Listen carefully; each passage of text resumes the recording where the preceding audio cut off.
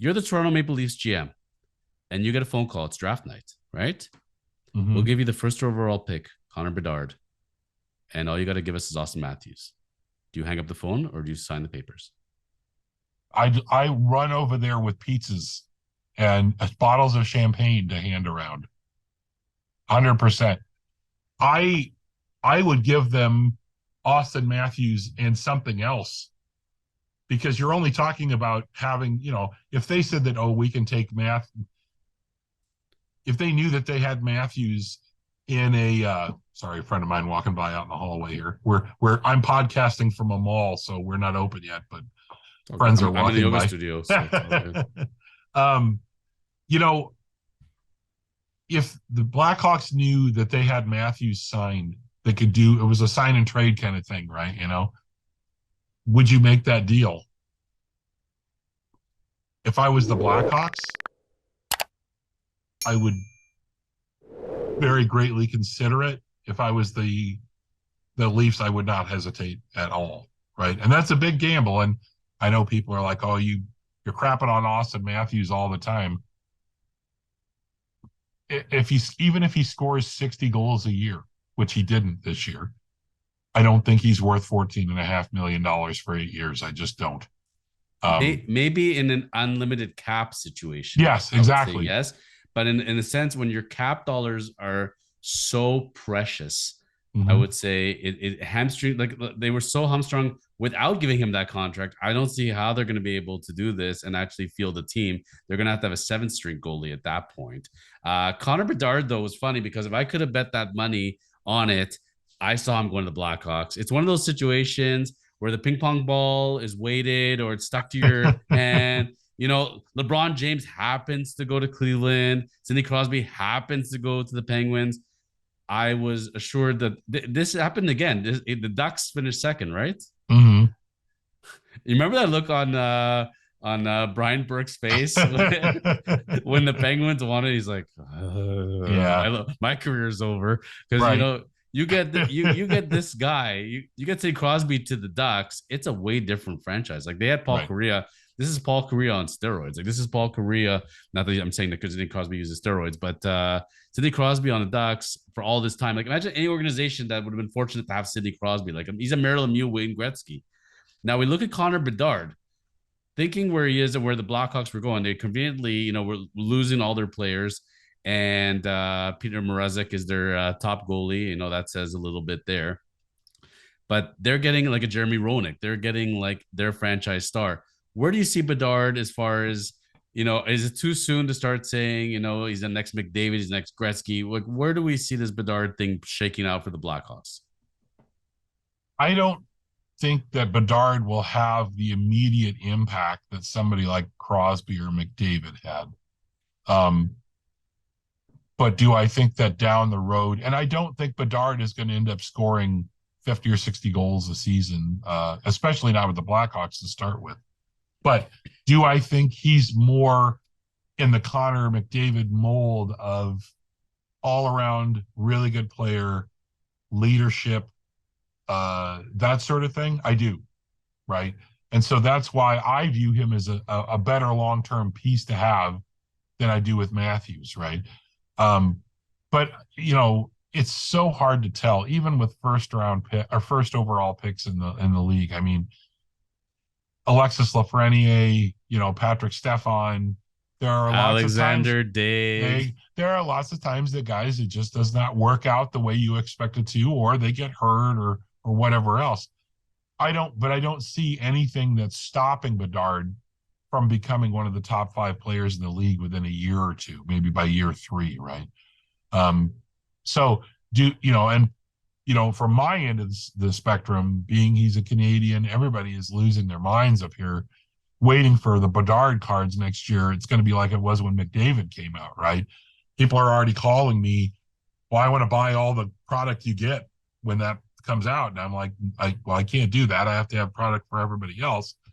But, there are guys who want to come in and spend $5-10 on boxes to put away because they think they're going to be worth 3 times as much 5 years from now.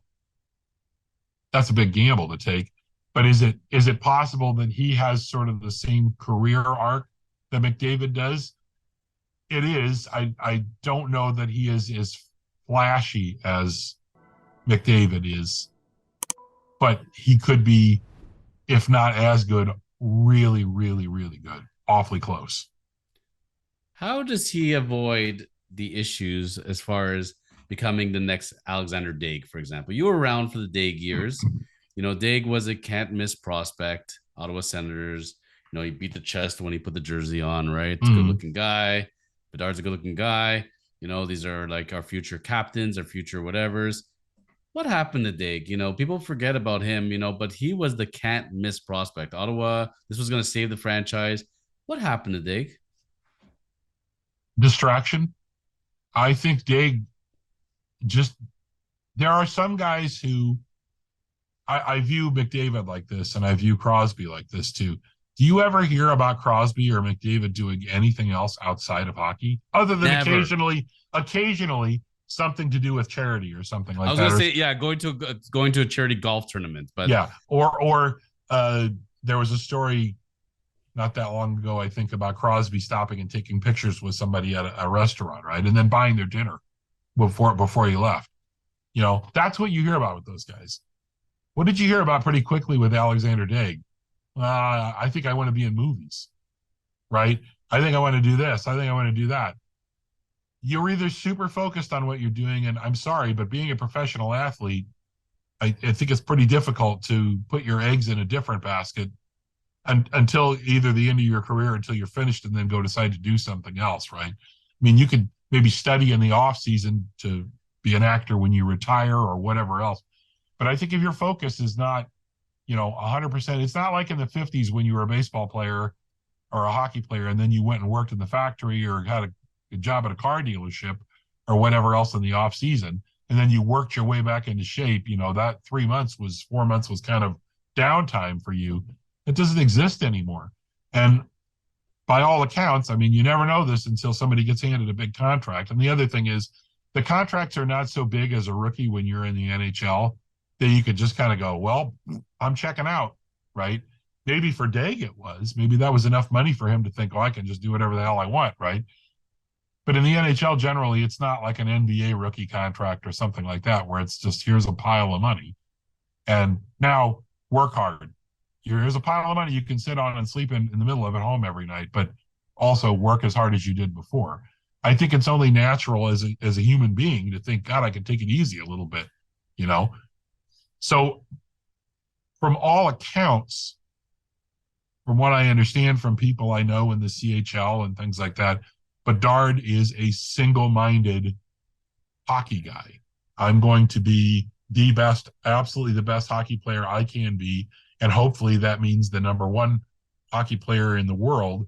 But on top of that, when he had the opportunity to be traded to go to a team that was going to go to the Memorial Cup and maybe win the Memorial Cup, he said, no, I'd rather continue playing with my teammates, right?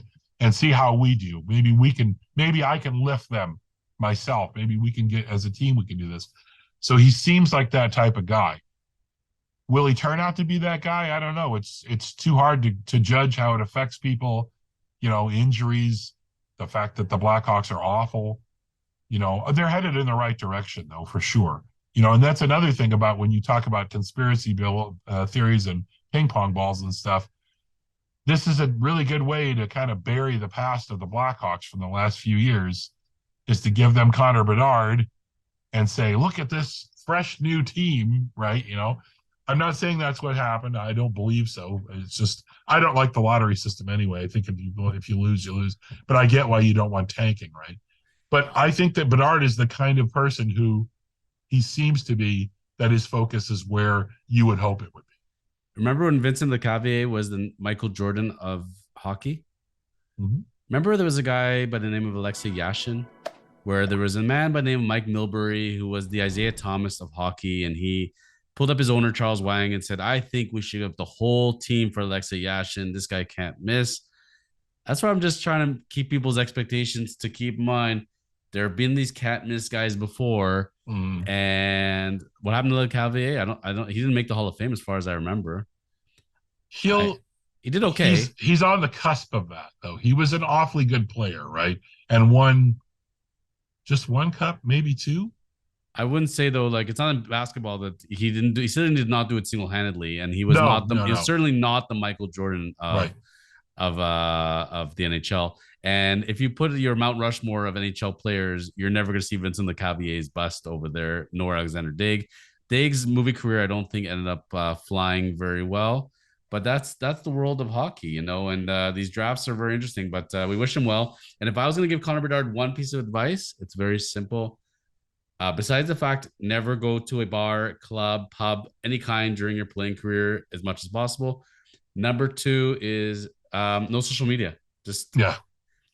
get Yep. if you have it, you're going to have a strictly professional one where you're going to put generic expressions like work hard, give 110%. There's no I in team, you know, smiley faces. Get somebody else to do that who's hired and trained professional. You stay off of it. Never read one word of it, and just do your job. And I think his life will be much easier. Certainly, even Lemieux back in the day, for all Lemieux's, like, you know, as far as his grumblings and everything, he was more intense as far as being on the ice. But you never Mm-hmm. heard about Lemieux in the offseason.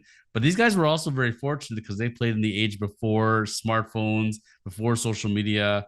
Oh boy, Wayne, like when I was a kid and I used to go down for autographs, the things you saw in the hotel, you would never see that ever, never, ever again, ever, ever, ever. You know, it's a different time, a different space.